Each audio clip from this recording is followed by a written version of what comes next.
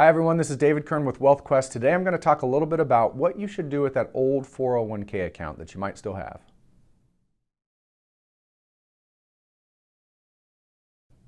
So when you change jobs, if you participated in the previous employer's 401k plan, then you have several options as to what you do with that old 401k.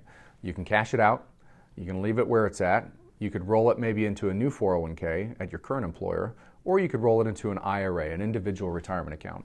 So I want to touch on each one of those briefly and talk maybe some pros and cons for each one. So cashing out your old 401k generally isn't the best option. It can be a really expensive option because when you do that, you're likely to pay ordinary income tax and a 10% penalty on that distribution.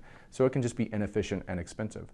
Now, interestingly, within the 401k rules, if an employer has an old 401k plan, less than $1,000, they can just send you a check for the money and do that by default. So if you don't make any election on an old 401k that has a low balance, you may not have a choice. The second option would be to leave it where it's at. And this generally, as we see clients, this generally isn't done strategically, but it is just the path of least resistance. And so you leave your employer and the old plan just kind of gets tucked away to the side and just ends up staying there.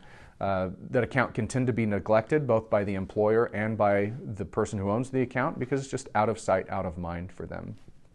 The third option would be to roll it into a 401k at your new employer. You would have to check and make sure that the plan does allow for that, the new 401k plan. And you also want to make sure that you have good investment options within that 401k plan at your new employer and that the investment options aren't really expensive. And so you want to make sure that that is a good fit if you decide to go that route. And the fourth thing that you can do with your old 401k plan is the thing that we see most people do, which is take an old 401k and roll it into an individual retirement account in your name. This generally provides you a more vast array of investment options within your IRA, and you can control things like investment costs a little bit better through the funds that you choose. So generally, those are the four things that we see people do. There is a fifth option that is available to some people who have company stock within their old 401k.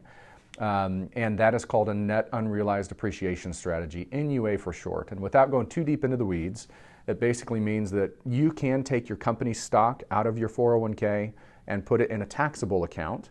And when you do that, you're going to pay ordinary income tax on only the cost basis of those shares. And then from there, when you sell the shares inside that taxable account, you'll be subject to long-term capital gains rates, which are lower than ordinary income rates right now.